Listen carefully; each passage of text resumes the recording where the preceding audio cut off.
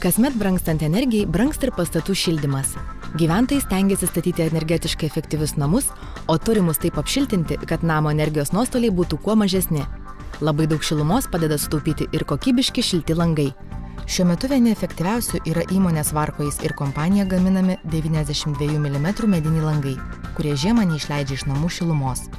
Langas yra medinis, iš išorė yra apkaustytas aliuminiu. Aliuminis apsaugo medieną nuo išorinių poveikių. Gali būti bet kas lietus, šaltis, saulė, langas nuo to nenukentės. Langas yra 3 stiklų, 92 profilių storio, pats rėmas. Langas yra iš tikrųjų labai šiltas.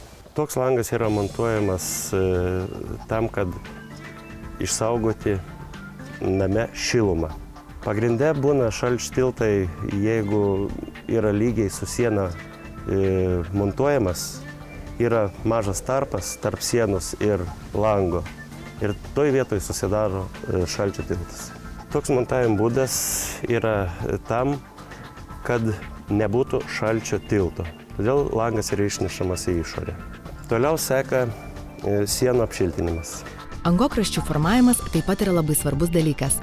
Todėl dar statybų metu, įstačius langus, reikia gerai ir kokybiškai apšiltinti ir sutvarkyti angokraščius. Norint pastatyti langą, pirmiausia reikia pasiruošti tvirtą, šiltą pagrindą. Tada ant šito pagrindo yra montuojamas langas. Jis yra pritvirtinamas, yra naudojama drėgmei nepralaidi plėvelė, kuri iš lauko nepraleidžia drėgmės. Viduje tarp lango ir sienų susidariusi drėgmė, jinai išgaruoja. Langas yra pakiliuojamas ant keliukų. Lieka tarpas. Šitas tarpas yra užpildomas šiltų užpildų, tam, kad nepraeitų šaltis ir būtų langas sandarus. Šilumos perdavimo koeficientas U yra vienas iš svarbiausių lango parametrų.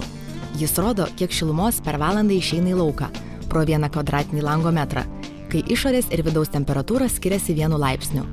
Kuo šis koeficientas mažesnis, tuo mažiau šilumos energijos reikia pastatui šildyti, tuo mažesni šilumos energijos nuostoliai.